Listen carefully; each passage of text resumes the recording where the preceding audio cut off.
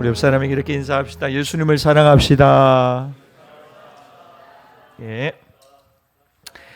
여러분 신앙생활 하면서 우리가 붙들어야 될 것은 하나님의 말씀입니다. 그 감정이 중요한 것이 아니고 상황과 사람이 중요한 것이 아닙니다.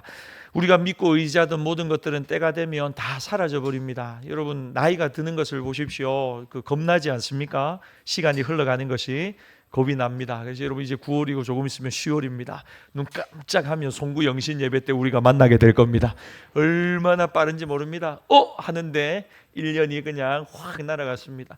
자기가 나이 드는 걸 잘 모릅니다. 자기가 나이 드는 걸.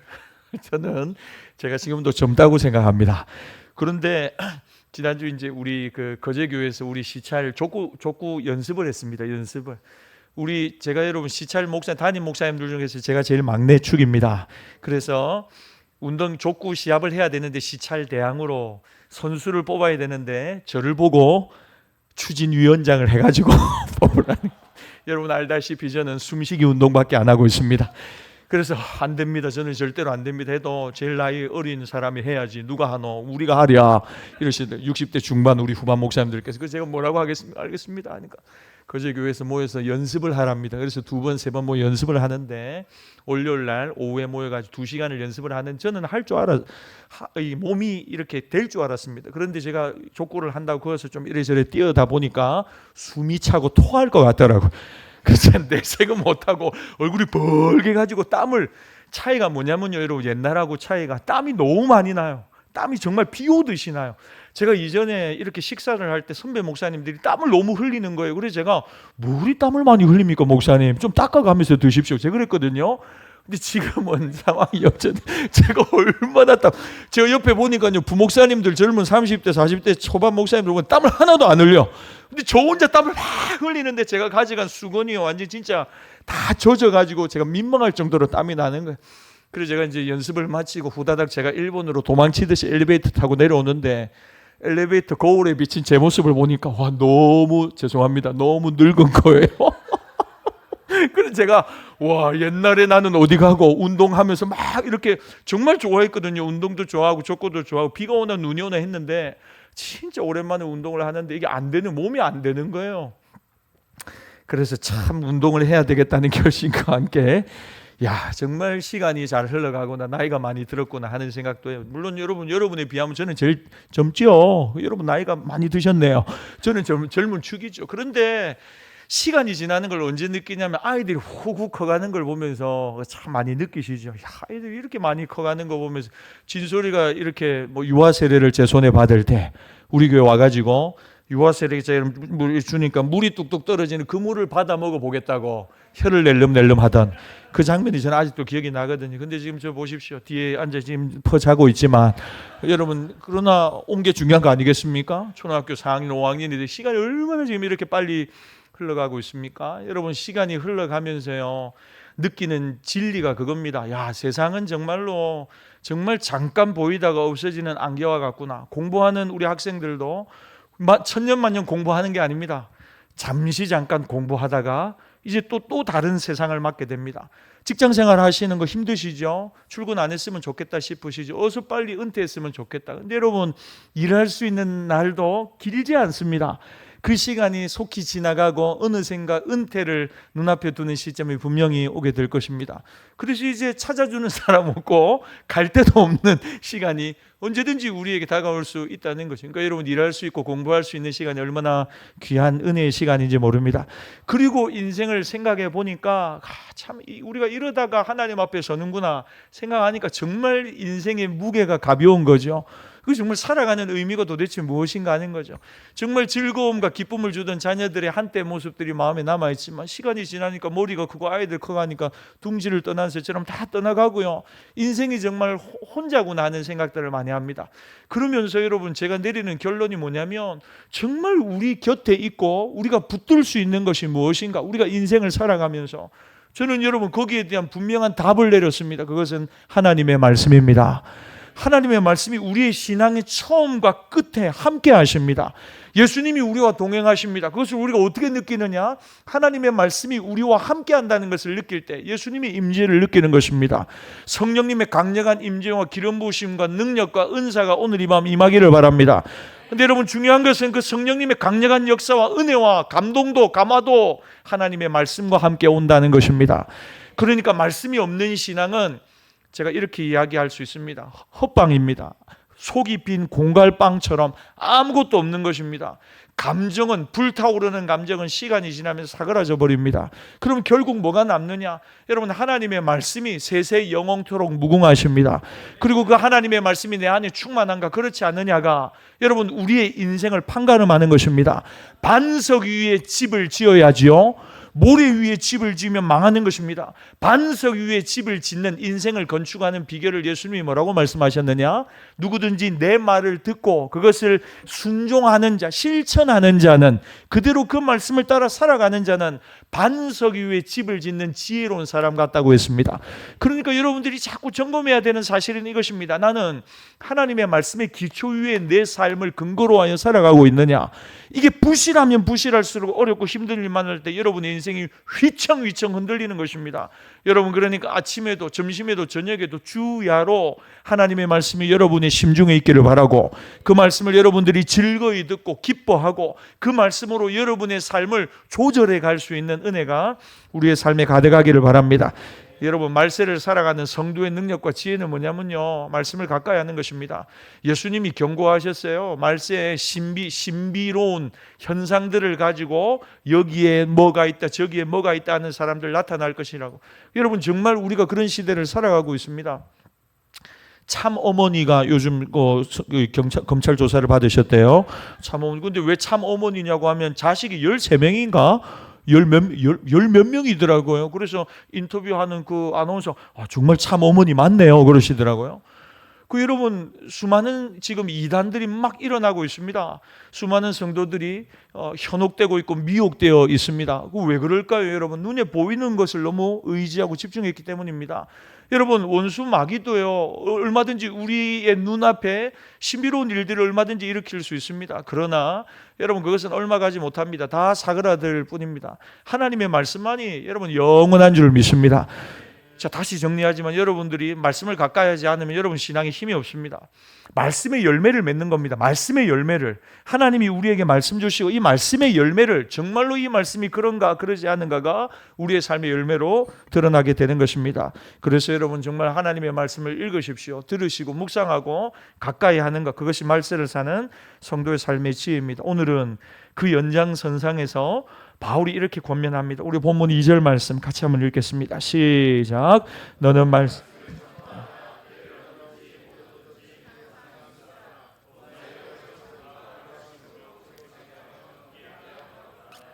이 귀한 말씀, 하나님이 우리에게 주신 이 귀한 말씀, 능력의 말씀, 우리를 유익하게 하고 우리의 삶의 능력과 감화 감동을 주시는 이 말씀을 우리 혼자만 알 것이 아니고, 오늘 2절에 이야기합니다. 그 말씀을 전하고 나누고 깨달은 바 그 말씀을 이웃에게 자꾸만 전하고 전파하고 나누는, 증거하는 삶을 실천하라는 것입니다.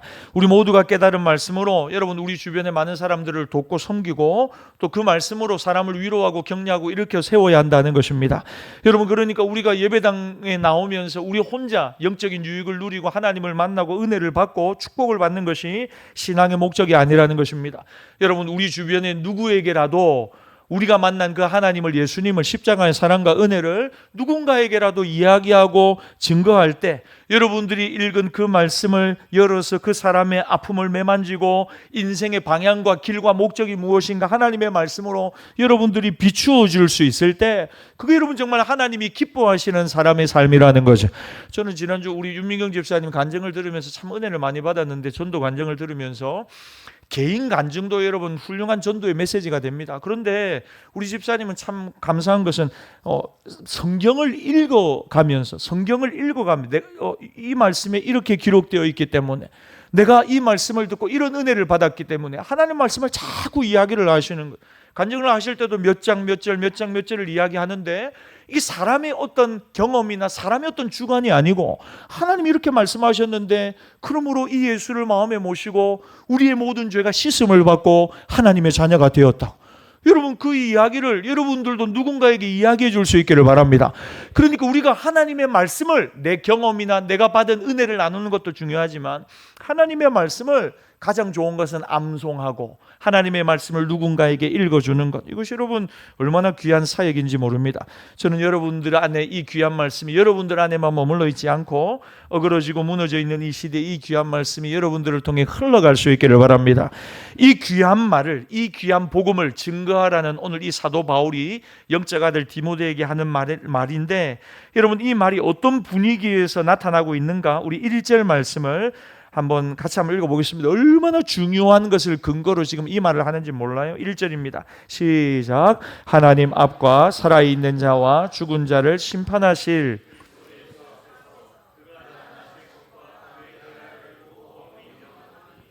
여러분, 이 분위기가 느껴지십니까? 사도 바울이 지금 영적 아들 디모데에게 정말 중요한 이야기를 하고 싶은데 근거를 오늘 1절에 들어서 이야기합니다. 하나님 앞이다. 하나님 앞에서 내가 이 이야기를 한다는 겁니다.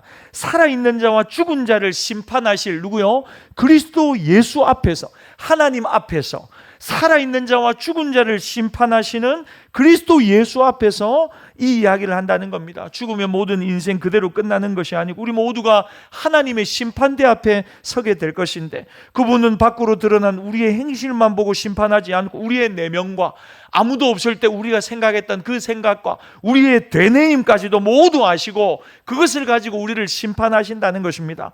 그 심판하실 주 예수님 앞에 서서 오늘 1절 말미에 뭐라고 합니까? 엄하게 명한다. 얼마나 중요한지 몰라요, 여러분.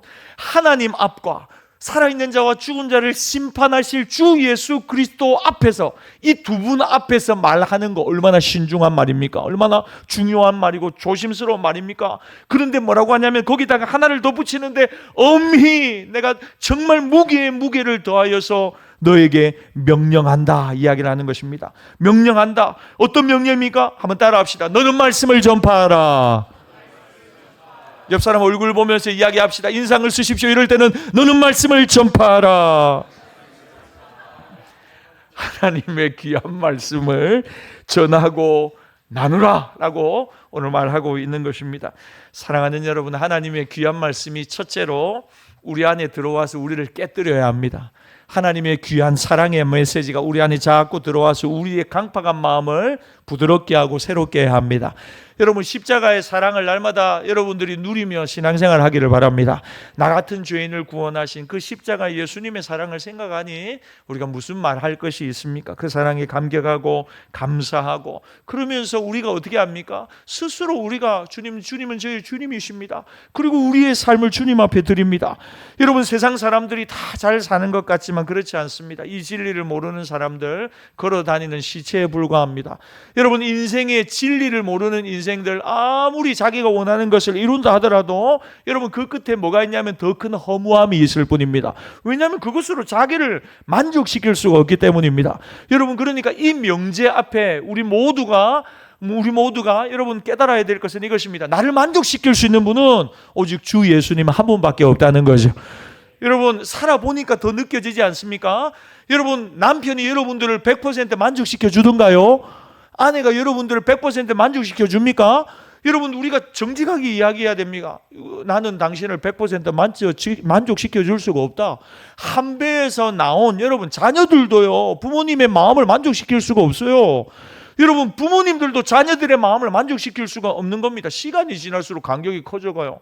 그래서 어릴 때가 좋은 거죠. 어릴 때가 막 엄마 아빠 이거 해주세요 하고 손잡고 막 이렇게 부둥켜 안고 이렇게 껴안고 이럴 때가 좋은 거예요. 시간 점점 지나면서 점점 더 이제 자기 생각과 자기 주관으로 살아가게 되는 것입니다. 그러니까 여러분, 우리를 만족시킬 유일하시고 우리 인생의 유일한 위로가 예수 그리스도이십니다. 유일한 위로, 유일한 사랑, 유일한 의지가 예수님 한 분이라는 것입니다. 그러니까 하나님의 말씀이 우리 안에 들어와서 이 사실을 깨닫게 하는 것입니다. 불신자들은 그런 걸 모릅니다. 그러니까 자기가 추구하는 삶의 끝에 이른다 하더라도 마지막에 뭐가 있냐면 죽음이 기다리고 있고, 죄의 결과가 기다리고 있고, 사망이 그를 기다리고 있고, 인생의 허무함이 그를 기다리고 있는 것입니다. 저는 여러분들이 날마다 말씀 앞에 자기를 발견할 수 있기를 바랍니다. 말씀은 빛입니다. 빛. 그래서 여러분들을 자꾸 비추어 줍니다. 내 모습을 비추어 줍니다. 내가 하나님 앞에 죽을 수밖에 없는 죄인이라는 사실을 깨닫게 해줍니다. 그런데 나 같은 죄인을 위하여 십자가 예수님이 살찌고 피 흘려 나를 위해 죽어주셨다는 그 십자가의 사랑 앞에 우리가 감격하고 또 고마워하고, 그러면서 내 안에 있는 더러운 죄악도 깨닫게 되죠. 그래서 뉘우치고 돌이키는 놀라운 은혜를 경험하는 것입니다. 그래서 지난 시간 제가 설교했듯이 하나님의 말씀을 볼 때 네 가지 기능이 있다고 했습니다. 교훈과 책망과 바르게 함과 의로 교육하게 된다는 것. 그 말씀의 유익을 우리가 날마다 누리며 신앙생활을 하는 것입니다. 여러분, 이 말씀이 여러분 안에만 머물지 않게 하고 나누고 전하고 흘려보내어서 정말 아픔이 많은 이 시대, 공허함으로 몸부림치는 영혼들이 많은 이 시대, 진정한 유익과 진정한 변화와 진정한 예수님과의 만남이 말씀 안에 일어나기를 소망합니다. 그래서 이 말씀이 여러분들 안에만 머물러서는 안 된다는 것입니다. 하나님의 말씀을 여러분들이 누군가에게 이야기해야 합니다. 여러분, 그것은 가까운 가족들에게서부터 출발하는 것입니다. 여러분, 하나님의 귀한 말씀을 전할 때 그러면 우리는 오늘 어떻게 전해야 되느냐? 오늘 본문에 보면 몇 가지 모습들을 우리에게 보여주고 있습니다. 이 귀한 말씀을 어떻게 전해야 되느냐? 우리 2절 말씀 한 번만 더 읽겠습니다. 시작. 너는 말씀을 전파하라. 항상 힘쓰라. 범사에 오래 참음과. 여러분, 우리가 하나님의 말씀을 전해야 되는데 직장에서, 가정에서, 우리 수많은 친구들에게, 많은 사람들에게, 근데 오늘 본문에 첫째로 뭐라고 하냐면 때를 얻든지 못 얻든지 항상 힘쓰라는 것입니다. 여러분, 이 힘쓴다고 하는 동사는 어떤 의미냐면 언제나 준비되어 있다는 겁니다. 언제나 준비되어 있다. 힘쓴다는 단어가 그거예요. 언제나 준비된 상태라는 것입니다. 하나님의 말씀을 전할 때 여러분, 아주 중요한 것은 뭐냐면 언제나 준비되어 있는 상태로 우리가 있어야 된다는 겁니다. 여러분, 이게 때를 얻든지 못 얻든지의 의미입니다. 언제나 준비되어 있습니다. 그래서 누구를 만나더라도 준비하고 있다가 탁 하고 하나님의 말씀을 전하게 되어야 한다는 것입니다. 여러분, 저는 병원의 신방을 이렇게 자주 갑니다. 병원의 신방을 가고 또 임종을 앞둔 분들 이렇게 기도도 하고 예배를 드릴 기회들이 자주 있습니다. 여러분, 그 마지막 순간을 함께 보내는 시간을 여러분 한번 마음에 한번 상상해 보세요. 인생 마지막 시간을 보낸다. 그 순간에 무슨 말을 해야 될까? 무슨 말을 이분에게 꼭 해야 될까? 여러분이 만약 목사라면 인생 마지막 임종 호흡을 하고 있는 그분에게 여러분 어떤 말을 하시겠습니까? 참 많이 수고하셨습니다. 살아간다고 애 많이 쓰셨습니다. 자녀들 기른다고 수고 많이 하셨습니다. 고생하셨습니다. 뭐 이런 이야기를 하실 겁니까? 어디 감추어둔 재산은 없으신가요? 저는 목사입니다. 정확하게 저한테 이야기를 해주십시오. 여러분, 어떤 말을 여러분들은 정말 하고 싶으신가요? 여러분, 마지막 죽음을 맞는 분에게 전할 말은 딱 하나 말밖에 없습니다. 지금 죽음의 순간 이후에 천국과 지옥의 문이 나타날 것인데 그 천국 문이 활짝 열리는 마스터키는, 열쇠는 오직 예수 그리스도밖에 없습니다. 어르신, 예수님을 붙드십시오. 예수님이 우리를 구원하시는 유일한 하나님의 방법이고 하나님의 구원의 메시지입니다. 그래서 여러분, 인생 마지막 순간에 우리가 외쳐야 될 이름은 뭐냐면 예수 그리스도입니다. 예수님을 의지합니다. 예수님을 사랑합니다. 예수님, 주 예수님, 내게로 오셔서 영원한 길이 되어 주시옵소서. 여러분, 그 이야기를 우리가 해줘야지요. 여러분 주변에 누구를 만나더라도 여러분 가장 소중한 것은 뭐냐면 그가 예수를 만나는 것입니다. 예수를 믿는 것입니다. 제가요, 뒤에서 여러분 찬양하는 모습을 보면서 무슨 생각이냐면요, 계속 그 생각을 해요. 야구장에서 노래 부르는 사람들을 생각해요. 야구장에서 노래 부르는 사람들이 부끄러움이 없습니다.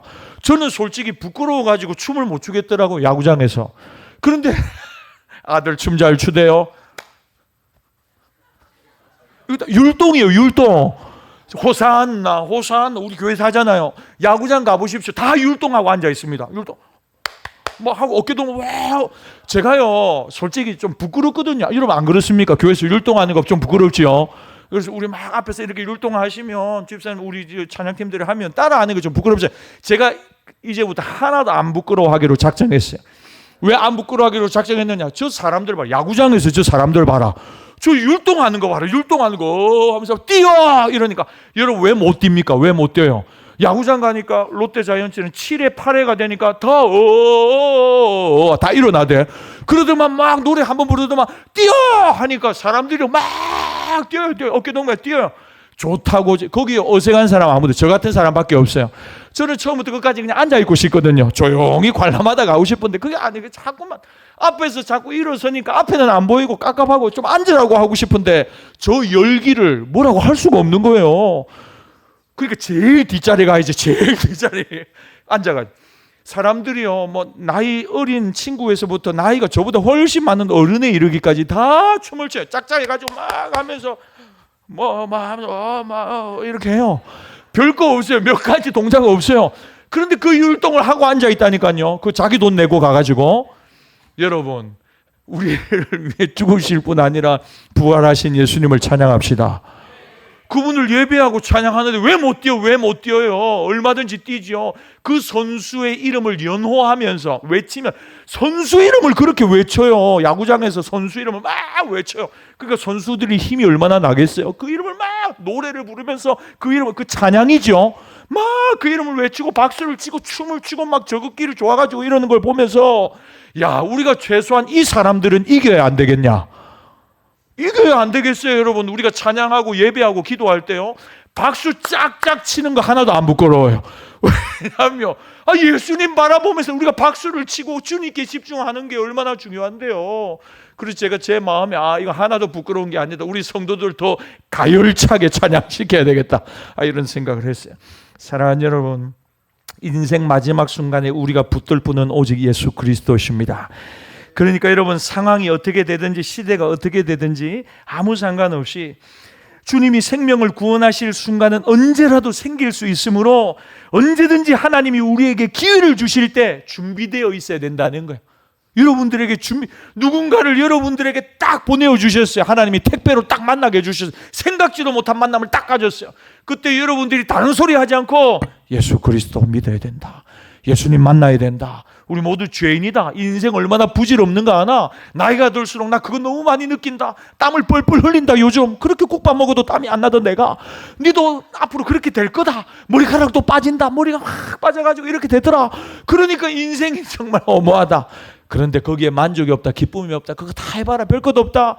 나는 다 안 해봤지만 성경에 보니까 솔로몬이라고 하는 왕이 모든 해아의 기쁨과 쾌락을 다 누려본 사람이다. 공부도 끝까지 해보고 사업도 끝까지 해본 사람이 솔로몬이라는 사람인데 이 사람이 한 유명한 말이 있다. 그게 뭐냐면 이 땅의 모든 것이 다 헛되다는 것이다.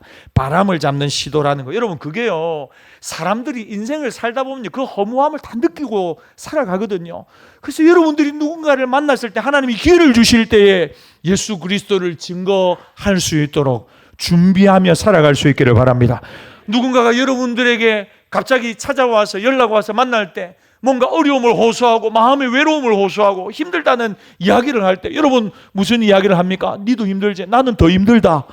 여러분 제발 그러지 마시고 저희 집사람이 가끔 가다가 몸이 아플 때가 있거든요. 가끔 가다가 그 몸이 아플 때가 있는데 내가 지금 어디가 아파요 하고 저한테 이야기하면 저는 19을 뭐라고 하게요? 제가요 19을요?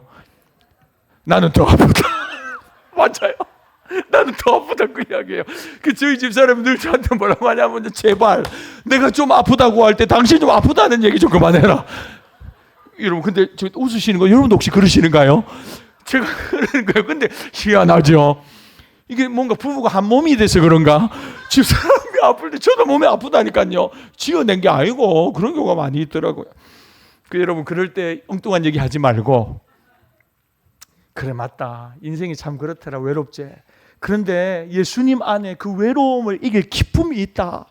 인생은 얼마나 짧은지 모른다. 근데 그 짧은 인생을 초월하는 영원한 인생 삶이 우리를 기다리고 있다. 그 영원한 인생을 삶을 경험하는 마스터키가 오직 예수 그리스도시다. 예수님은 자기를 요한복음 14장 6절에 나는 길이고 진리고 생명이라고 말씀했다. 예수님을 믿고 예수라는 길 위로 올라가면 우리는 인생의 길을 제대로 된 길을 살아갈 수 있다. 예수님은 참된 진리이시다. 예수님만이 모든 죄인을 구원하시는 하나님의 방법이시고 구원이시다. 그리고 예수님은 영원한 생명이시다. 이 땅의 모든 생명은 시간이 지나면 다 사라진다. 그런데 예수님을 마음속에 모신 사람은, 예수님을 자신의 구세주요, 자신의 창조주로 고백하는 사람은 누구든지 하나님의 자녀가 되어서 영원한 천국 생명을 소유하며 살아가게 된다. 여러분, 이 복음을 우리가 누군가에게 이야기해 줘야 될 때가 분명히 있다는 것입니다. 여러분, 정말 우리가 이 세상을 살아가면서 가치 있는 것은 무엇이냐? 가치 있는 것은 무엇이냐? 저는 여러분들이 예배당을 많이 짓기를 바랍니다. 저기 동남아시아, 아프리카, 하나님이 가장 기뻐하시는 일들, 복음을 전하고 선교하는 일들, 그런 일들 많이 하기를 바랍니다. 하나님의 복을 많이 누리시기를 축복합니다. 근데 여러분들이 정말 더 하나님을 기쁘시게 하는 방법이 있습니다. 그것은 하나님 여러분들에게 주시는 귀한 말씀의 깨달음이 있을 때 그 하나님의 말씀을 오늘 2절 말씀처럼 전파하는 것입니다. 듣든지 아니 듣든지 그건 중요한 게 아닙니다. 내가 복음의 통로가 되어서, 복음의 스피커가 되어서 누구를 만나더라도 이 말씀을 전할 준비를 하며 살아가는 삶, 그것이 하나님의 기쁨이고 죽어가는 영혼을 살리는 아주 귀한 일인 줄 믿으시길 바랍니다. 여러분, 이 일에 잘 준비되어 있는 우리 모든 성도들이 되기를 바랍니다. 오병이어의 기적을 한번 생각해 보십시오. 남자만 5,000명이 넘었습니다. 예수님이 말씀을 전하는데 날이 저물어 버렸습니다. 여자와 아이들을 포함하면 약 2만 명 정도가 들판에 빼곡하게 앉아서 예수님의 말씀을 들었습니다.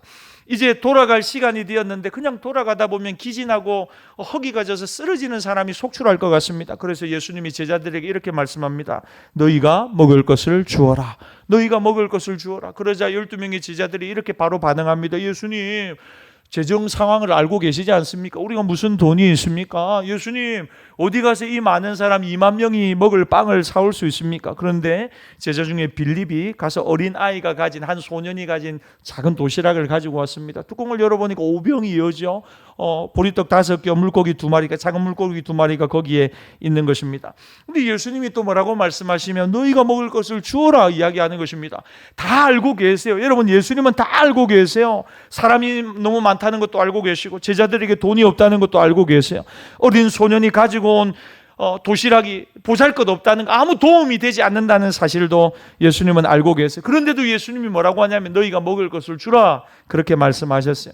예수님이 왜 그런 말씀을 하셨는지 아세요?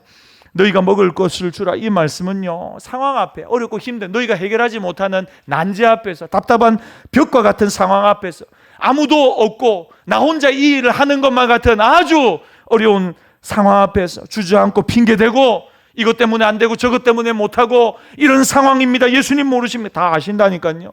그 모든 어려움 속에서 뒤로 물러나는 예수님의 제자 되지 말라는 것입니다. 지금 문제가 있습니다. 어려움이 있습니다. 그런데 그 문제를 하나님의 능력과 도움을 가지고 문제가 해결되기를 기대하는 아버지의 마음, 목자의 심정, 예수님의 마음을 가지고 그 문제 앞으로 나가보라는 것입니다. 할렐루야. 핑계대고 주저앉고 뒤로 물러나고 이것 때문에 안 되고 이것 때문에 안 되고 현실이 이렇고 상황이 이렇고 알지요? 예수님이 그거 모르겠어요. 근데 예수님은 끊임없이 저와 여러분에게 이렇게 말씀하세요. 너희가 먹을 걸 줘. 너희가 이 문제를 한번 해결해봐. 할 말 많죠. 예수님이 상황이 이렇고 형편이 이렇고 저는 이렇고 나이는 이렇고 몸은 이렇고 주변에 사람은 없고 여러 가지 이야기들을 할 수 있어요. 그런데 예수님이 너희가 먹을 것을 주라고 하는 말 속에는 뭐가 있냐면 내가 그 하나님의 전능하심을 믿고 하나님을 신뢰하는 마음을 가지고 하나님이 이들을 먹이시기를 원하는 그 마음을 나도 가지고 그 문제를 직면해 보라는 것입니다. 목자의 심정을 가지고 주님과 함께 아파할 줄 아는 그 마음으로 하나님의 일을 한번 감당해 보라는 것입니다.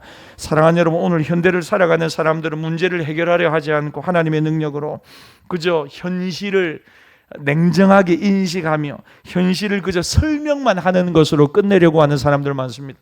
목사는 상황은 이렇고 환경은 이렇고 형편은 이렇습니다. 돈이 없습니다. 사람이 없습니다. 환경은 이렇습니다. 여러분, 그건 예수님도 아신다니까요. 현실 인식은 분명합니다. 그러나 이 상황과 이 문제를 해결할 능력과 믿음은 없는 거죠. 여러분, 오늘 우리의 문제가 바로 그것이 아니냐는 거죠. 여러분, 우리의 마음속에 필요한 것은 바로 이것입니다. 사람은 할 수 없지만 하나님은 하실 수 있다는 것입니다. 그래서 우리가 뭘 준비해야 되느냐? 이 하나님의 말씀을 어떤 상황, 어떤 환경에서라도 하나님은 하실 수 있기 때문에 이 하나님의 말씀을 전할 준비를 하며 살아가야 될 줄 믿습니다. 하나님, 여러분들에게 누구를 만나게 하더라도 여러분 하나님의 말씀을 전하십시오. 안 변할 것 같고 여전히 그 모습일 것 같지만 그 가운데 하나님의 말씀을 선포해 보십시오. 뭘 느끼는 줄 압니까? 야, 이 하나님의 말씀이 능력이 있는 것이구나. 내가 능력이 있는 게 아니고 나는 그냥 통로고 하나님이 그 일을 하시는구나. 할렐루야. 그래서 우리가 뭘 해야 되냐면 준비해야 합니다. 하나님의 말씀으로 무장하고 하나님의 말씀을 전할 준비를 해야 하는 것입니다. 여러분, 여기 우리 중고등부 청년들 캠퍼스에서 공부하고 학교를 다닙니다. 여러분, 학교 다니는 시간 동안 여러분 학교 복음화를 위해서 기도하십시오. 그리고 여러분들이 공부하는 그 학교에서 하나님이 구원하실 많은 영혼들을 일으킬 것을 꿈꾸고 기도하고 복음을 들고 나가는 학원 선교사들이 다 되기를 바랍니다. 공부해야죠. 좋은 성적 받아야 됩니다. 그러나 그것이 첫 번째 목적과 부르심은 아닙니다. 하나님이 우리를 그곳에 부르신 것은 죽어가는 영혼을 살리라는 것입니다. 내가 너를 만나줬지 않느냐? 내가 너에게 십자가의 복음을 깨닫게 하고 십자가의 사랑을 알게 했지 않느냐? 그러므로 이 사랑을, 이 복음을 네 주변에 있는 많은 사람들에게 증거하는, 말씀을 전하는 전도자로 살아가라는 것입니다. 여러분, 이것이 우리를 향한 첫 번째 부르심임을 잊지 마시기를 바랍니다. 모든 직장인들도 마찬가지입니다. 하나님이 우리를 그곳에 보낸 이유는 죽어가는 영혼을 살리려 하심입니다. 그 사실을 우리가 망각해버리면요, 이 목적과 수단이 바뀌어버리는 것입니다. 목적이 분명한데 그 목적은 온데간데 없이 사라져버리고 수단만이 직장에 남아있고 학교에 남아있는 것입니다. 공부 잘해야 됩니다. 돈도 많이 벌어야 됩니다. 그러나 죽어가는 영혼을 살리는 감격이 전도자인 저와 여러분의 마음에 늘 살아있기를 바랍니다. 중요한 것은 준비되어 있으라는 거죠. 잠들어 있지 말라는 것입니다. 여러분, 우리를 깨우는 데서 가장 효과적인 것은 저는 하나님의 말씀을 묵상하는 것이라고 믿습니다. 하나님의 말씀을 묵상하는 것. 목요일 저녁에 묵상반 우리 개강했습니다. 이번 주 목요일 저녁에 묵상반 개강했습니다. 많은 분들이 오셔서 이제 말씀 묵상 이 은혜를 나눕니다. 어떻게 오셨냐고 물으니까 말씀 묵상해야 되겠다고, 이렇게 말씀을 알고 싶어서, 말씀 묵상하는 법을 배우고 싶어서 오셨다고 많은 분들 이야기하셨어요. 근데 어떤 제가 이제 놀란 거는 저기 하만에서 오시는 우리 집사님 한 분 계세요. 하만에서 이 성경 공부를 하려고 고속도로를 달려서 저녁에 7시 반에 오시는 거예요. 그것만으로도 제가 너무 송구한 거예요. 고마운 거예요. 감사한 거예요. 성경 묵상을 배우고 싶어서 오셨다는 거예요. 그래가지고 첫 시간을 하는데 너무 경청하고 잘 들었어요. 그 마지막에 이제 간증을 하시고 은혜를 나누시는데 어떻게 오게 됐냐고 하니까 신앙생활을 시작하기 전부터 말씀을 많이 읽으셨대요. 말씀을 계속 공부하고 읽으셨다는 거예요. 정말 어렵고 힘든 순간을 만났을 때, 우리 다 알고 계시니까 남편 되신 우리 박종호 성도님 맞죠? 저희 교회 같이 등록하셨거든요. 근데 이제 암으로 투병하고 계세요. 우리가 이제 같이 많이 기도해야 하는데, 그래서 남편이 이제 3개월밖에 살지 못하는 그 병원 진단을 받고 예수님을 알지 못하던 시기인데 교회에 가셔서, 근처에 교회에 가셔서 새벽마다 막 부르짖고 기도하셨대요. 막 부르짖고 기도하시는데 하나님이 어떤 분인지도 모르고 막 기도하시는데 어느 날 새벽에 이렇게 다시 기도하러 가는데 너무 선명하게 하나님의 음성이 들리더라는 거예요. 난생 처음 들었다는 거예요. 제가 정확하게 예레미야 21장 9절이라고 이야기하시던데 맞는지 모르겠어요. 너희를 향한 나의 생각은 재앙이 아니라는 거예요. 소망이고 장래 소망을 주려고 하는 것이라는 거예요. 이 말씀 아시죠? 이 말씀이 그 새벽에 우리 집사님 마음에 팍 들리더라는 거. 그 말씀을 모르셨대요. 그 말씀이 딱 들리고 마음에 하나님 우리 남편을 고쳐주시겠구나 마음이 들 때, 이거 나중에 여러분 우리 진짜 간증을 들읍시다. 죄송합니다. 제가 더 은혜롭게 이야기해야 되는데 우리 나중에 이제 본인으로부터 간증을 듣는 시간이 있었으면 좋겠어요. 어제 이제 묵상학교 오게 된 배경을 이야기하면서 집사님이 그런 이야기를 하시는 거예요. 그러면서 자기 마음속에 무슨 생각이 들었냐면 말씀을 알고 싶다는 거예요. 하나님의 말씀을, 이 말씀이 능력인데, 그리고는 3개월 만에 이렇게 한다던 남편분이 지금까지 살아가지고 예수님 믿고 신앙생활하고 매주일마다 그 아픈 분이 여러분 하만에서 차를 타고 우리 교회 오시는 거예요. 조금 멀리서 오시는 분들이 회개하십시오. 원망하고 불평하는 분들 회개하십시오. 교회 오는 시간이 좀 길다 이런 생각하지 마세요. 여러분 그 은혜를 나누는데 마음이 너무 위로가 되고 격려가 되고 힘이 되는 것이죠. 사랑하는 여러분, 하나님의 말씀이 여러분들 안에 풍성히 거하기를 바랍니다. 신앙생활이 뭐냐고 물으면요, 요즘 저는 그렇게 말하고 싶어요. 하나님의 말씀으로 마음과 생각을 가득 채우는 것이라고. 그러면요 복 있는 사람이 됩니다. 좌로나 우로나 치우치지 않습니다. 그 말씀이 우리를 인도해 가는 것을 경험하게 될 것입니다. 감정 기복이 많은 분들 있습니까? 말씀을 채우십시오. 생각이 많은 분들, 복잡한 분들이 있으세요? 하나님의 말씀을 자꾸 눈으로도 읽고 암송하십시오. 말씀을 자꾸 먹으십시오. 말씀으로 여러분들을 새롭게 만들어 버리십시오. 말씀의 사람 되어 버리십시오. 하나님의 말씀이 여러분들을 변화시키고 새롭게 할 줄 믿습니다. 그래서 여러분, 이 하나님의 말씀이 여러분들 안에 날마다 충만하게 준비하고 있으라는 것, 그게 첫 번째입니다. 두 번째, 그 밑에 한번 보십시오. 범사의 오래 참음과 가르침으로 경책하며, 세 가지죠. 경책, 경계, 권하라, 이렇게 나옵니다. 여러분, 두 번째는 뭐냐면 우리가 하나님의 말씀을 전할 때 어떤 자세가 필요하냐면 오래 참음이 필요합니다. 여러분, 누군가에게 복음을 전한다는 사실은 많은 인내를 필요로 하는 것입니다. 예수님이 십자가의 구원을 이야기할 때 여러분, 누구든지 이 사실을 바로 받아들일 사람이 잘 없습니다. 예수님이 그냥 나를 조금만 도와주시면 되는데 죽을 필요까지는 없는데 이렇게 생각하는 분들이 있습니다. 내 사업을 조금만 예수님이 도와주시면 되는데, 공부 좀 잘하게 해주시면 되는데, 예수님이 나를 위해 죽으실 것까지는 없는데, 여러분, 이런 생각하는 분들 계세요. 그러나 여러분, 예수님이 죽으셨기에 우리에게 새 생명이 온 것입니다. 죄와 사망의 저주가 끊어지고 생명과 이 축복과 영생과 성령이 우리의 마음에 내조하시게 된 것입니다. 그러니까 여러분, 예수님의 죽으심이, 그 효력이 우리를 새롭게 살린 것입니다. 죽으셔야 열매를 맺는 사역이셨기 때문입니다. 영혼의 열매를 맺는 거 쉽지 않습니다. 그런데 여러분, 예수님이 보여주셨습니다. 죽을 때 열매 맺는다는 것을. 왜 내 주변에 사람들이 예수를 믿지 않는가? 답은 나왔죠. 내가 죽지 않기 때문입니다. 오래 참지 않기 때문입니다. 너무 화를 잘 내기 때문입니다. 여러분, 화를 잘 내면요, 절대로 복음을 전할 수가 없습니다.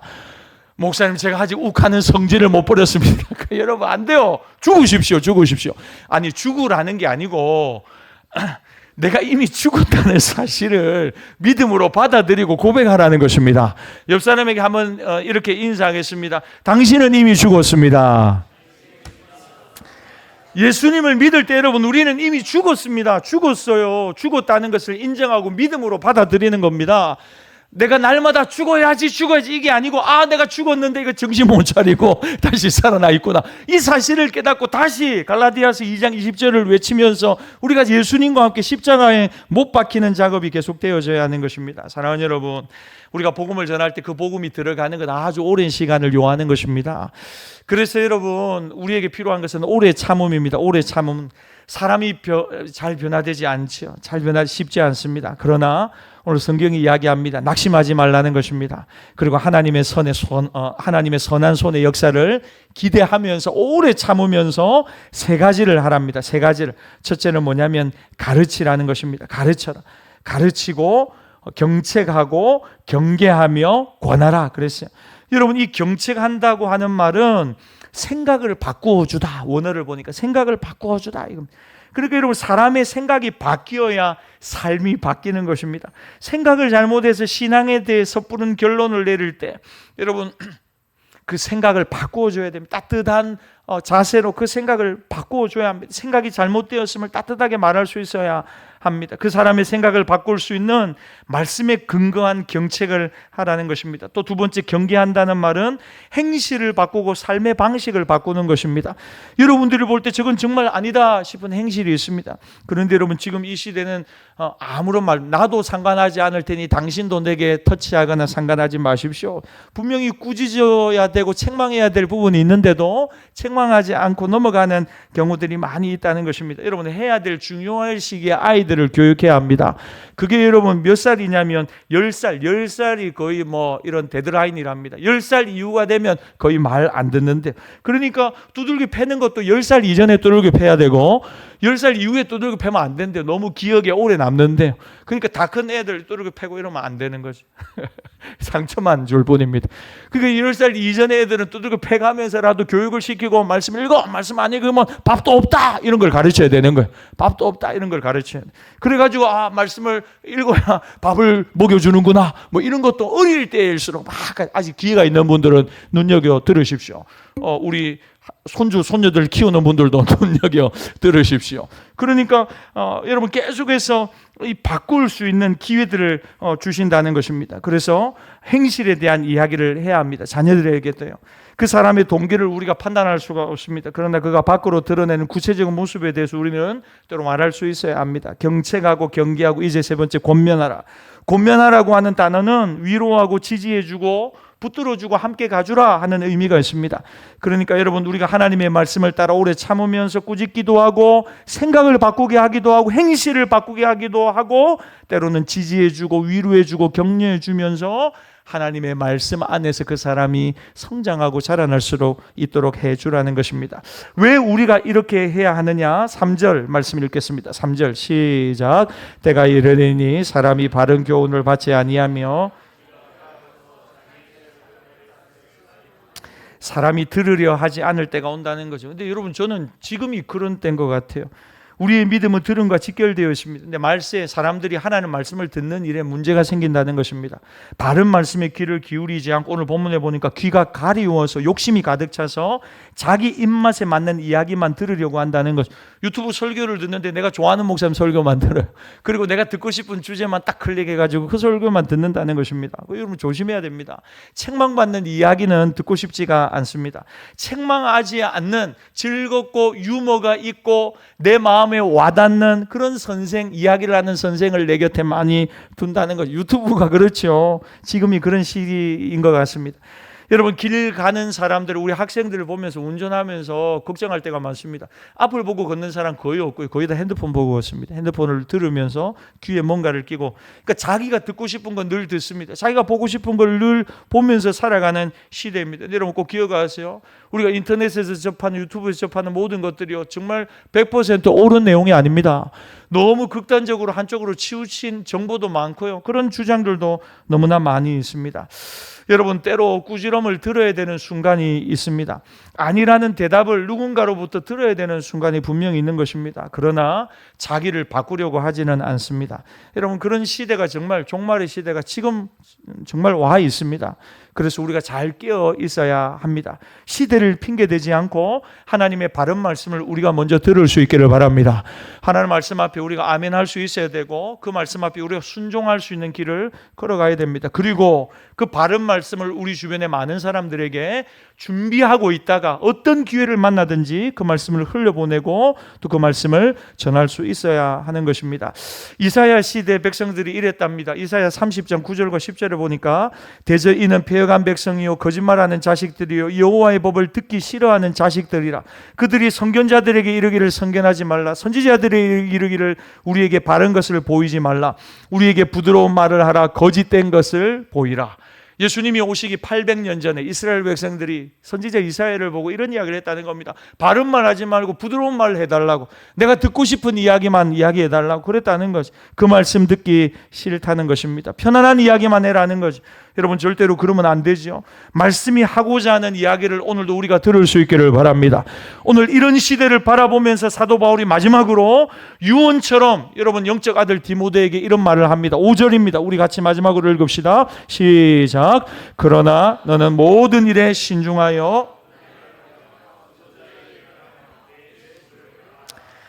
여러분 결론이 이겁니다. 시대가 어떻든지 간에 그러나 너는, 한번 따라 하십시오. 그러나 너는, 하나님이 기대하는 바가 여기 있습니다. 그러나 너는, 세상 사람들은 그 길을 다 걸어가지만 그러나 너는 바른 말씀을 분별하고 바른 말씀을 듣고 그 말씀을 증거하는 자가 되라는 것입니다. 여러분 세상 사람들 다 그렇게 산다고 우리도 그렇게 살아가야 된다는 것이 아니라는 거죠. 우리는 다르게 살아가야 될 요청을 받는 하나님의 백성이라는 것입니다. 그래서 오늘 5절에 보니까 뭐라고 합니까? 신중하라 합니다. 신중하라. 신중하라는 말은 무슨 말이에요? 깨어있으라. 잠들지 말고 깨어있으라. 성급하게 사람들이 하는 이야기에 반응하지 말고, 책임져야 하는 순간에 핑계대지 말고, 유혹의 순간에 넘어가지 말고 신중하게 균형을 잡고 하나님의 말씀 붙들고 잘 있으라. 신중하게. 두 번째 뭐라고 하느냐? 5절에 보니까 고난을 받으라 그래요. 여러분 말씀을 전하고 우리가 전도자의 일을 감당하는 것, 그것은 여러분 고난을 받는 시간입니다. 고난을 받는 것입니다. 사랑하는 여러분 기억하십시오. 복음을 전하는 것은 어렵고 힘든 일입니다. 그 어렵고 힘든 일을 우리 한 달간 하는 것입니다. 태신자를 작정하셨나요? 오늘 위해서 기도할 텐데, 누군가를 복음을 전하고 구원받아 하나님의 자녀되게 하려고 하는 마음을 오늘 이 밤 우리가 먹어야 되고 기도해야 하는 것입니다. 고생을 싫어하는 이 시대에 복음의 진리를 위해 고난받는 것, 여러분 그것을 당연한 것으로 받아들이라고 오늘 우리에게 이야기합니다. 마지막으로 5절 말미에 보니까 전도자의 일을 하며 내 직무를 다하라 그랬어요. 여러분, 하나님이 우리를 복음 전도자로 불러주셨습니다. 전도자의 일을 감당하는 우리 모두가 되기를 바랍니다. 전도자의 일을 하자고. 전도자의 일을 제가 언젠가 한번 이런 간증했죠. 이전에 제가 사역하던 교회 권사님 80 넘은 권사님이 계세요. 유초등부 교사를 하셨더랬어요. 그래서 제가 기억을 하고 있어요. 80이 넘으셨는데 유초등부 교사를 하셨어요. 어린 아이들 이렇게 데려다가 이렇게 과자도 사주고 이렇게 하셨어요. 근데 이 권사님을 잊을 수 없는 것은 언젠가 한번 우리 행복나눔 축제 하듯이 전도 행사를 하는데 100명을 전도하겠다고 약속을 하셨어요. 그래서 벽에다가 딱 붙였어요. 100명. 근데 이분이 어떻게 전도하셨냐면요, 늘 건빵이나 전도제를 가지고 육교에 올라가가지고 그걸 나눠주셨어요. 관계전도 아니죠. 그거 해봐도 잘 안 되거든요. 그리고는 우리 어른들이 늘 가시는 우리 의료기 있는 거 아시죠? 장판 이렇게 옥 이렇게 팔찌 이렇게 파는 거기를 늘 가면 거기 센터 같은 데가 있대. 어르신들 모이시는데요. 거기를 늘 가시는 거예요. 제가 전도 담당이었는데 권사님이 늘 이 건빵하고 전도지를 너무 많이 가져가시는 거예요. 너무 많이. 권사님 한번 이렇게 갔다 하면요, 이 전도 물품 거의 굉장히 많이 없어지는 거예요. 그래서 누군가가 저를 보고 권사님 너무 많이 저 가져가시는 거 아니에요? 이러는 거예요. 그래서 제가 아니 전도 안 해서 문제지 많이 가져가는 거 뭐가 문제? 그래서 제가 권사님 어디 가서 전도하시냐 하니까 옥장판 여기 이렇게 하는 무료 이기 의료 하는 그걸로 가신다는 거예요. 그 제가 한번 가봤어요. 가보니까 진짜 어르신들 많대요. 거기 다 와가지고 허리 찢고 계시고 이렇게 목걸이 주렁주렁 이렇게 다 하고 계시고, 그건 이제 거기 가면 1시간 2시간 거기 있을 수 있는 거예요. 이렇게 입장료만 내면. 근데 거기 가가지고 권사님 뭐 하시냐면 거기 있는 어르신들 계속 전도하셔요. 전도 이렇게 해서. 그 권사님이요, 이제 전도 행사는 끝이 났어요. 다 끝났어요. 근데 권사님이 어느 날 저한테 와서 그러는 거예요. 목사님, 약속했던 100명이 다 교회에 왔습니다. 이러더라고요. 저 너무 놀랐어요. 100명이요? 이러니까 등록은 안 하셨는데 이 권사님이 전도를 받고는 1명을 모시고 오고, 약속해가지고 또 1명을 모시고 오고, 2명을 모시고 오고, 전도 행사는 끝이 났는데 권사님이 그래서 자기 마음에 작정한 분들을 예배당에 다 모시고 온 거예요. 그리고 그날 저한테 와서는 목사님 100명이 다 왔어요. 약을 하시는. 할렐루야. 제가요 잊혀지지가 않아요. 하나님 앞에 갔을 때 이 권사님이 얼마나 하나님께 많은 칭찬과 상급을 받을 것인가, 귀중히 여김을 받을 것인가. 사랑하는 여러분, 전도자의 일을 다시 시작하십시다. 직무를 감당하십시다. 직무를, 하나님이 우리에게 맡기신 이 전도자의 직무를 잘 감당해 보십시다. 하나님이 여러분의 삶의 길을 열어주실 줄 믿습니다. 저는요, 여러분들이 하나님을 기쁘시게 하면요, 하나님 여러분들을 그냥 내버려 두지 않음을 믿어요. 하나님 여러분들에게 지혜와 총명 주시고 사람을 붙이시고 형통의 삶을 열어주실 것을 믿습니다. 여러분, 이 가을에 하나님이 가장 기뻐하시는 이 전도자의 사명 잘 감당하는 우리 모든 성도들 되시기를 주의 이름으로 축복합니다. 주신 말씀 가지고 이 시간 함께 찬양하며 기도하십시다. 하늘의 문을 여소서, 하늘의 문을 여소서. 하나님, 이곳을 주목하여 주십시오. 주님, 주님을 향한 노래가 우리의 마음속에 영혼 속에 꺼지지 않게 하시고 날마다 하나님 앞에 깨어 전도자의 사명 감당하는 우리 모두가 되게 해달라고 우리 한번 찬양하며 기도하며 나갑시다. 하늘의 문을 여소서, 이곳을 주목하소서. 주를 향한 노래가 꺼지지 않으니 하늘을 열고 보소서, 하늘을 열고 보소서. 이곳에 임재하소서, 이곳에 임재하소서. 주님을 기다립니다. 기도의 향기가 하늘에 닿으니 주여 임재하여 주소서. 이곳에 오셔서 이곳에 앉으소서. 이곳에서 드리는 예배를 받으소서. 주님의 이름이 주님의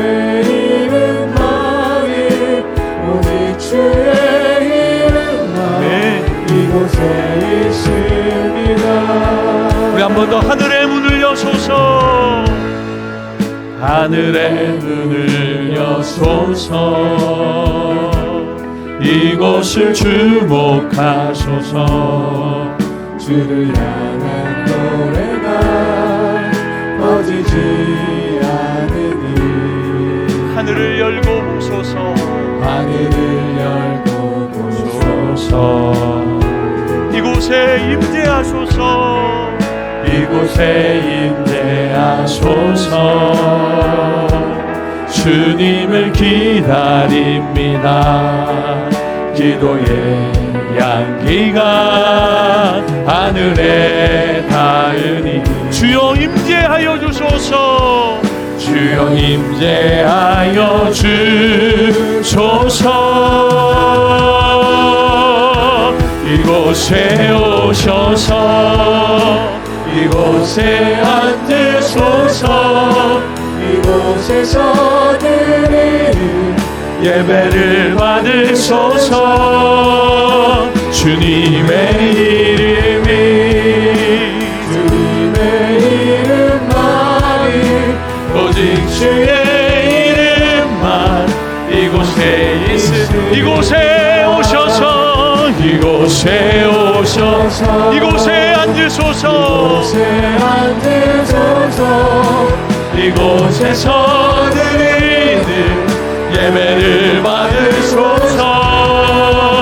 주님의 이름이 주님의 이름만이 오직 주의 이름만 이곳에 우리 한 번 더 이곳에 오셔서.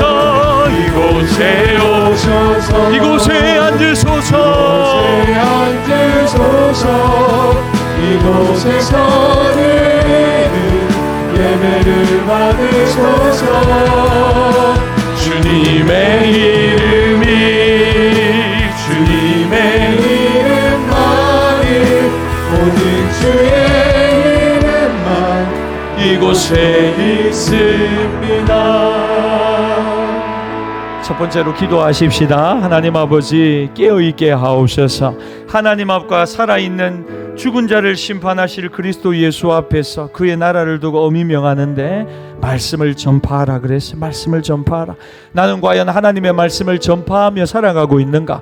내게 주시는 그 하나님의 말씀이 내 입에서 흘러나가고 있는가? 한번 점검해 봐야 됩니다. 그리고 멈추어서서 이 시간 한번 이렇게 결단하며 기도합시다. 하나님, 말씀을 전파하는 삶을 살아가게 하옵소서. 이 말씀 앞에 순종하게 하여 주시고 우리 주변의 많은 사람들에게 하나님의 말씀, 복음의 통로로 살아드리게 하여 주시옵소서. 우리 주여 한번 부르짖고 한번 결단하며 함께 말씀 앞에 순종하게 해달라고 기도하며 나갑시다. 주여,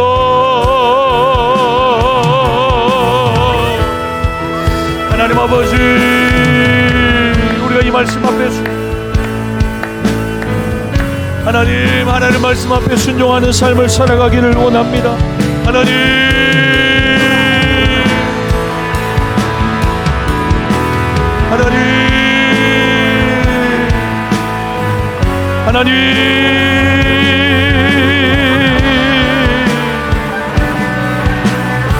하나님 말씀을 듣게 하여 주시고 하나님 말씀을 순종하게 하여 주시고 하나님 말씀 따라가는 우리 모두가 될 수 있도록 주님 도와 주시옵소서. 하나님 말씀을 전파하는 자로 살아가게 하여 주시옵소서. 하나님의 말씀을 증거하는 주의 종들 되게 하여 주시옵소서. 하나님 은혜를 증거하는 자들 되게 하여 주시옵소서. 오 주님,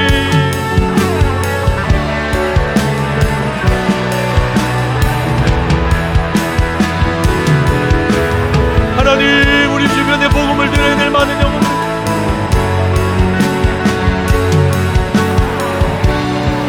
하나님 아버지, 은혜 베풀어 주시오. 하나님 은혜 베풀어 주시오. 복음의 통로 되게 하옵소서. 하나님 입을 열어 하나님의 말씀을 증거하는 영의 종들 되게 하여 주시옵소서. 하나님 말씀을 전파하게 하옵소서. 때를 어떤지 얻지 못하는지 항상 힘쓰게 하시오. 범사에 오래 참음과 가르침으로 경책하며 경계하며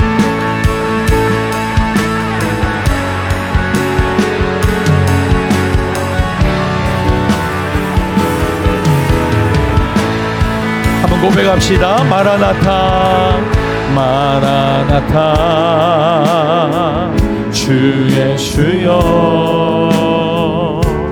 어서 오시옵소서.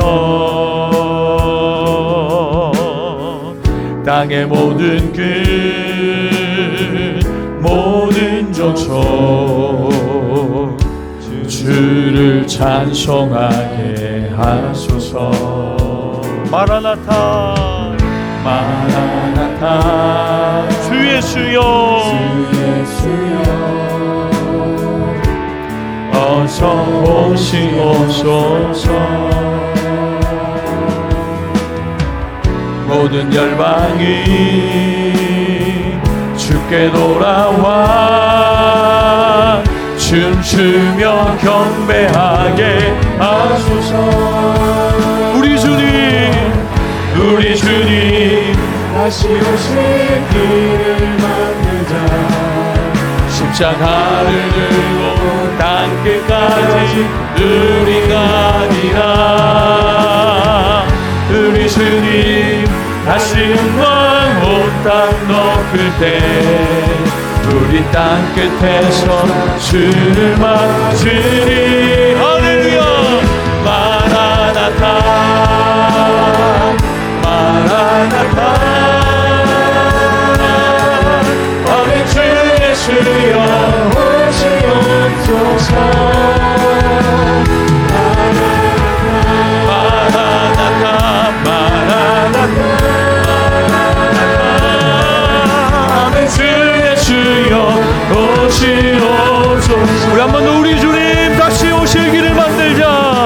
우리 주님 다시 오실 길을 만들자. 십자가를 들고 땅끝까지 우린 가리라. 아멘. 우리 주님 하늘 영광 온 땅 덮을 때 우리 땅끝에서 주를 맞으리. 마라나타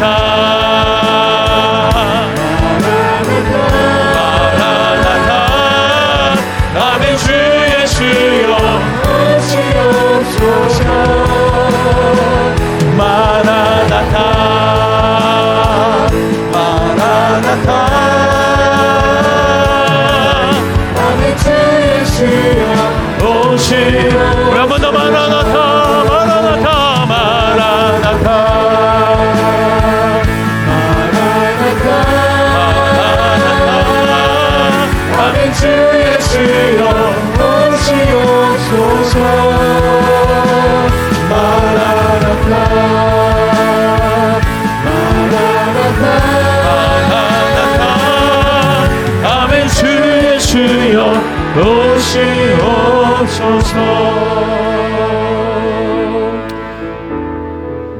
하나님 말씀을 전하는 것이 쉬운 일이 아니라고 오늘 본문이 이야기합니다. 그래서 오래 참음이 우리에게 필요합니다. 오래 참음으로, 온유함으로, 가르침으로, 경책함으로, 경계함으로, 권함으로, 위로하고 일으켜줌으로 하나님의 말씀을 전하라는 것입니다.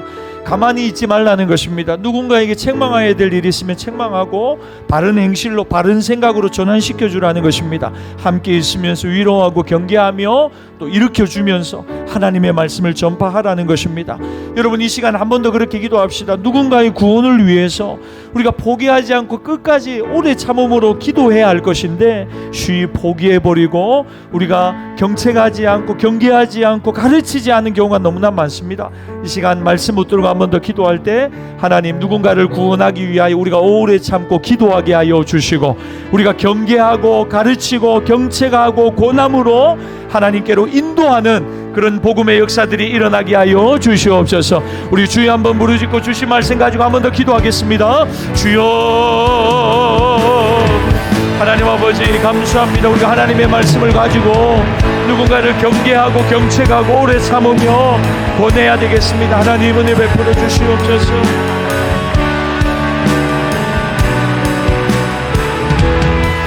하나님 아버지,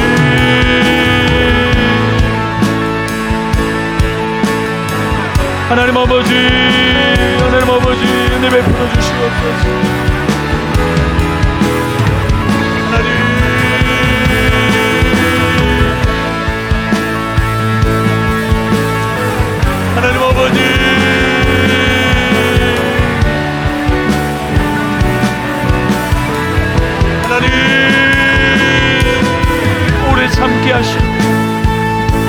가르치고 경책하고 경계하고 권함으로 하나님께로 인도하게 하옵소서. 하나님, 바른 말씀 듣게 하여 주시고 순종하게 하여 주시고, 하나님, 하나님, 주님 다시 오실 때까지 하나님, 주님, 우리가 일을 계속하기를 원합니다. 주님, 주님, 주님,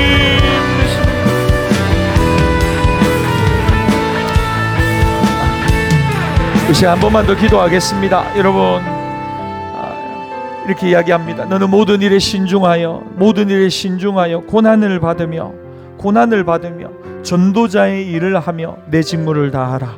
세상이 어떻게 돌아가든지 오늘 성경이 우리에게 이야기하는 것은 이것입니다. 그러나 너는 다른 사람 핑계 댈 것 하나도 없고, 그러나 너는 모든 일에 신중하여서 고난을 받으랍니다.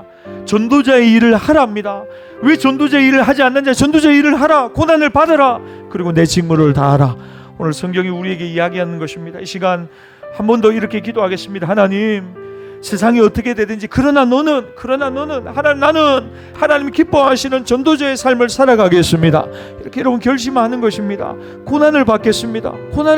하나님 맡기신 직무를 감당하겠습니다. 하나님, 고난을 받고 전도자의 일을 하고 직무를 다하는 주의 종들 되게 하여 주시옵소서. 하나님, 세상이 어떻게 돌아가든지 우리가 걸어가야 될 이 복음 전도자의 길을 잘 걸어갈 수 있도록 주님 우리를 붙들어 주시옵소서. 은혜 베풀어 달라고, 성령으로 충만하게 해달라고. 우리 한 번 더 주여 한번 무릎짓고 기도하겠습니다. 주여,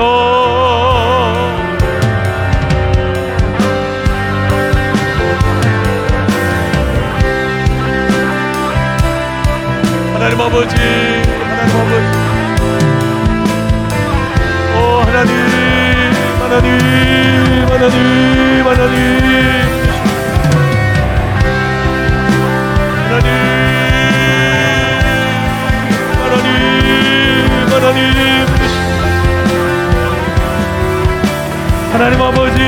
하나님 아버지, 우리 하나님 아버지,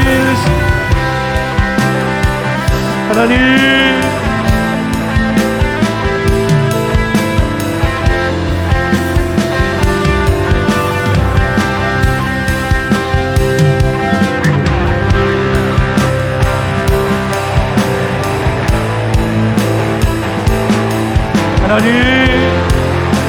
너희를 향한 나의 생각을 내가 하나님 평안이요 재앙이 아니 너희에게 미래와 희망을 주는 것이니, 너희가 내게 부르짖으며 내게 와서 기도하면 내가 너희들의 기도를 들을 것이요, 너희가 온 마음으로 나를 구하면 나를 찾을 것이요 나를 만나리라. 아멘, 아멘, 아멘, 아멘.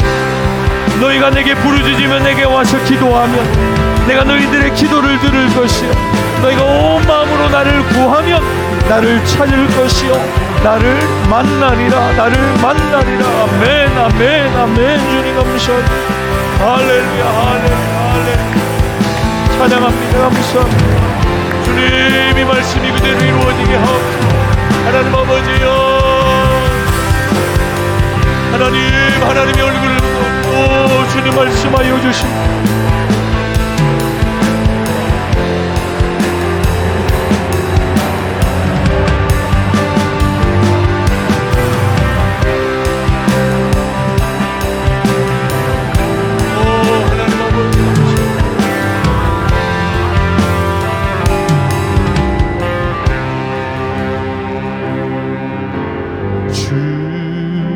다시 오실 때까지 나는 이 길을 가리라.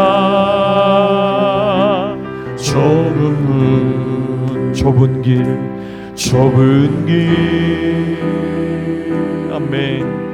나의 십자가 지고 나의 가는 이 길 끝에서 나의 가는 이 길 끝에서 나는 주님을 보리라.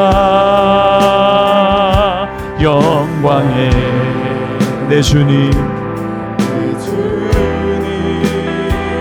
아멘. 나를 맞아주시리. 주님 다시 오실 때까지, 주님 다시 오실 때까지 나는 일어나 달려가리라. 주의 영광 온 땅 덮을 때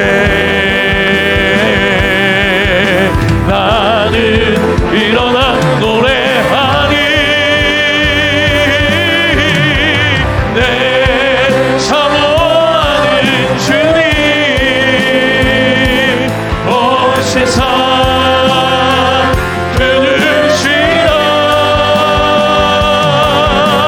내 사모하는 주님 영광의 왕이시라. 내 사모하는 주님, 내 사모하는 주님 온 세상 구주시라.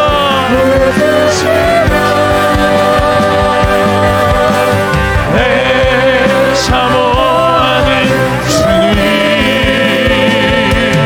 영광의 왕이.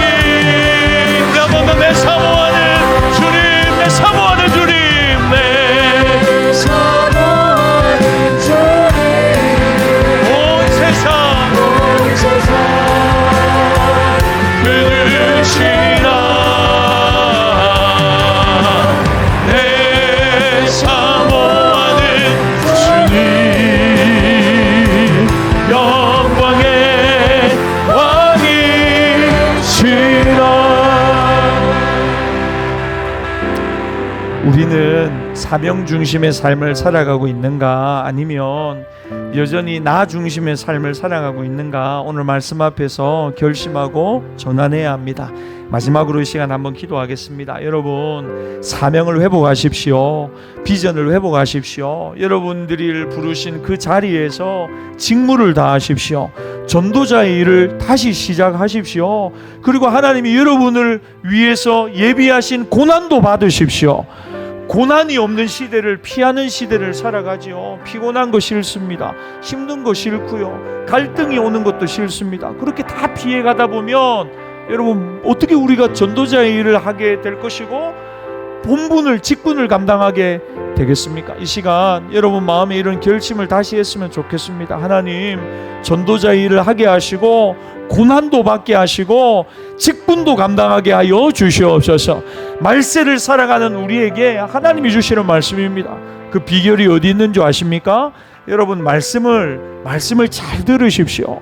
하나님의 말씀을 가려 듣지 말고 하나님의 말씀을 자꾸 받고 아멘 하십시오. 그러면 힘이 생겨날 것인데, 그 힘으로 전도자의 사명 감당하게 하시고 고난도 받게 하시고 맡기신 직무도 잘 감당하는 우리 모두가 되게 해달라고, 우리 주신 말씀 가지고 마지막으로 하나님이여 사명 붙들고 살아가게 하여 주시고 새롭게 시작되는 하반기 하나님을 기쁘시게 해드리게 하옵시고 하나님 고난도 담당하게 하여 주시고 맡기신 직분 잘 감당하는 주의 종들 되게 해달라고 우리 주여 한번 부르짖고 우리 마지막으로 우리 결단하며 함께 기도하겠습니다. 주여